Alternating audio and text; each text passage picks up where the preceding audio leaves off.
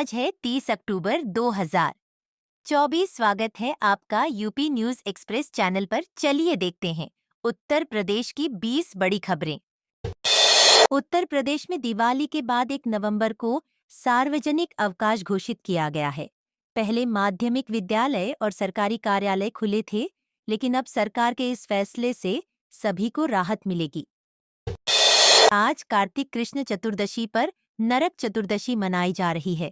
शाम को घर के बाहर यमराज के निमित्त 4 बातियों वाला दीपक जलाया जाएगा और मेष लग्न में हनुमान जयंती भी मनाई जाएगी। शाम 5:33 पर से 48 मिनट तक तिल के तेल के दीप मंदिर, मठ, बाग और गली में जलाने का महत्व है। शनि की साढ़े साती, अरहैया या महादशा से प्रभावित लोग इस दिन हनुमान जी का पूजन कर कष्टों में कमी ला सकते हैं। बाल संत अभिनव अरोड़ा ने धमकियां मिलने की बात कही है, जिससे उनका परिवार डरा हुआ है। उन्होंने स्वामी रामभद्राचार्य द्वारा डांटे जाने को बेवजह विवाद बताया और कहा कि वह सनातन धर्म का प्रचार करना चाहते हैं। बदनाम करने के लिए 2023 का वृंदावन का वीडियो गलत संदर्भ में पेश किया जा रहा है। उत्तर प्रदेश में उपचुनाव के बीच पोस्टर वॉर शुरू हो गया है। सीएम योगी के कटेंगे तो बटेंगे बयान के जवाब में सपा ने लखनऊ कार्यालय में न कटेंगे न बटेंगे, पीडीए संग रहेंगे का पोस्टर लगाया। सपा नेता अमित चौबे के नाम के साथ यह पोस्टर सोशल मीडिया पर वायरल हो रहा है, जिससे राजनीति में गर्मी बढ़ गई है। आगरा के खंदौली थाना क्षेत्र में यमुना एक्सप्रेसवे पर एक स्लीपर बस में शॉर्ट सर्किट से आग लग गई। चालक ने सूझबूझ से बस रोक दी। बस खाली थी और दिल्ली जा रही थी। सूचना पर पुलिस और फायर ब्रिगेड ने पहुंचकर आग पर काबू पा लिया। आगरा के ककुआ और भांडई में प्रस्तावित नई टाउनशिप का नाम अटलपुरम हो सकता है। एडीए ने इस नाम के चयन के लिए प्रतियोगिता कराई थी, जिसमें 280 लोगों ने हिस्सा लिया। 20 नामों में से अटलपुरम 3 प्रतिभागियों ने सुझाया था। मंगलवार को मंडलायुक्त ऋतु माहेश्वरी ने 5 सर्वश्रेष्ठ प्रविष्टियों को नकद पुरस्कार दिए। बागेश्वर धाम के धीरेन्द्र कृष्ण शास्त्री के पटाखों पर दिए बयान पर आईएमसी प्रमुख मौलाना तौकीर रजा ने कहा कि दिवाली पर अधिक रोशनी करें और सीमित पटाखे जलाएं ताकि प्रदूषण न बढ़े। उन्होंने कहा कि ज्यादा आतिशबाजी देश के धन का नुकसान करती है, इसलिए दिवाली की खुशी का इजहार रोशनी से करें और आतिशबाजी को सीमित रखें। आगरा में सामान्य से 5 डिग्री अधिक तापमान और तेज हवाओं ने स्मॉग को हटा दिया है। पिछले 2 दिनों से हवा की गुणवत्ता मानसून जैसी हो गई है। केंद्रीय प्रदूषण नियंत्रण बोर्ड की रिपोर्ट के अनुसार इस अक्टूबर में पिछले 5 वर्षों में सबसे अच्छी हवा दर्ज की गई। मंगलवार को आगरा का एक्यूआई 67, मथुरा वृंदावन का 83, फिरोजाबाद का 86 और भरतपुर का 80 रहा, जिससे हवा में उल्लेखनीय सुधार हुआ। धनतेरस पर मंगलवार को बाजार में भीड़ उमड़ने से यातायात व्यवस्था ध्वस्त हो गई। अस्थायी दुकानों और वाहनों के खड़े होने से शहर में जाम लग गया। लहरतारा से मोहन राय की सड़क के निर्माण कार्य के कारण मंडुवाडीह क्षेत्र में यातायात का दबाव बढ़ गया। स्थिति यह थी कि 4 पहिया वाहन से मंडुवाडीह थाने से लहरतारा की ओर यू टर्न लेने में 40 मिनट लग रहे थे। आगरा में त्योहारी सीजन के दौरान मेरठ और गाजियाबाद के एक गैंग ने एसी बसों से सफर करते हुए चोरी की वारदातें की।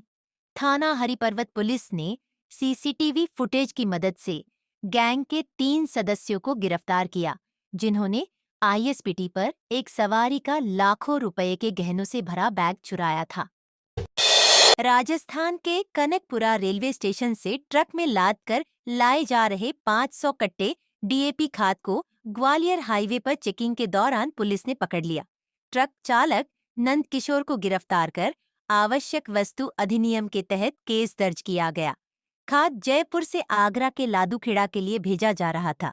मौके पर एसडीएम और कृषि विभाग के अधिकारी भी पहुंचकर जांच की। दीपावली पर मौसम साफ रहने की उम्मीद है। दिन में हल्की धूप और रात में गुलाबी ठंड रहेगी।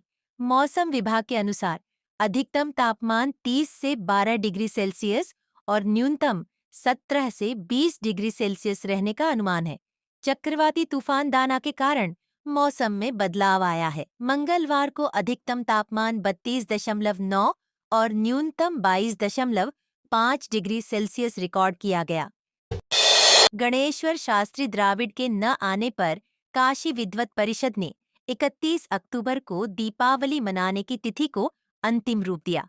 परिषद के अध्यक्ष प्रो रामचंद्र पांडेय ने इसे सर्वमान्य बताया। महामंत्री प्रो रामनारायण द्विवेदी ने कहा कि शास्त्रार्थ के लिए बुलाए गए विद्वान नहीं आए।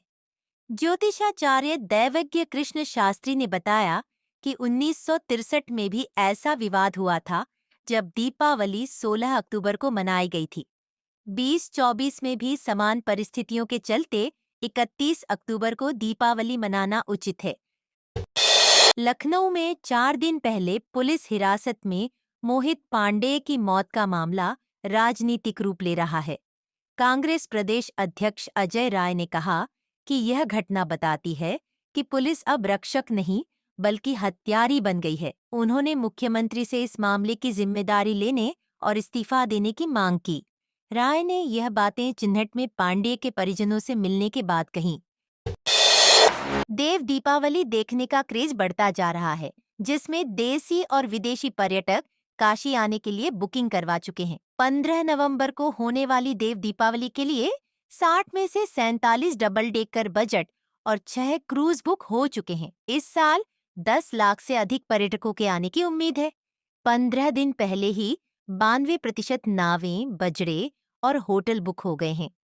रेलवे और रोडवेज प्रबंधन ने भी तैयारी कर ली है। मोहम्मद तैयब अंसारी, जो सलमान खान और एनसीपी नेता जीशान सिद्दीकी को धमकी देने का आरोपी है, बरेली के गांव मुद्दिया हाफिज का निवासी है। वह 4 साल से दिल्ली में मजदूरी कर रहा था। गिरफ्तारी के बाद उसकी मां ने कहा कि उनका परिवार गरीब है और अपराध से कोई संबंध नहीं है। पड़ोसी बताते हैं कि तैयब अमीर बनने के सपने में अपराध की ओर बढ़ा। पुलिस के अनुसार परिवार का कोई आपराधिक रिकॉर्ड नहीं है। गोरखपुर गोंडा और गोरखपुर कैंट गोरखपुर के बीच 14 दिन का मेगा ब्लॉक खत्म हो गया है। इसके साथ बरेली होकर गुजरने वाली 8 निरस्त ट्रेनों का संचालन मंगलवार से बहाल कर दिया गया है। 14 ट्रेनों का संचालन भी निर्धारित रूट पर शुरू हो गया है, जिससे यात्रियों को त्योहार के दौरान सुविधा मिलेगी। उत्तर प्रदेश में दिवाली पर 22 प्रांतीय पुलिस सेवा (पीपीएस) अधिकारियों को भारतीय पुलिस सेवा (आईपीएस) में पदोन्नति मिली है।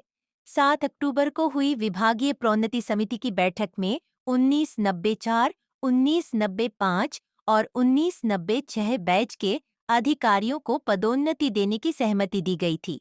मंगलवार को केंद्रीय गृह मंत्रालय ने इस संबंध में नोटिफिकेशन जारी किया।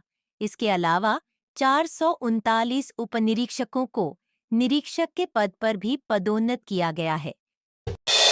राष्ट्रीय स्वयंसेवक संघ (आरएसएस) ने मार्च तक काशी के गांवों में शाखाएं स्थापित करने का लक्ष्य रखा है।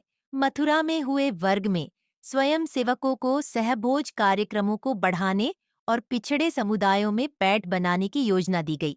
संघ मुख्यमंत्री योगी आदित्यनाथ के बयान का समर्थन करते हुए ग्रामीण क्षेत्रों में हिंदू एकता को बढ़ावा देने पर जोर दे रहा है।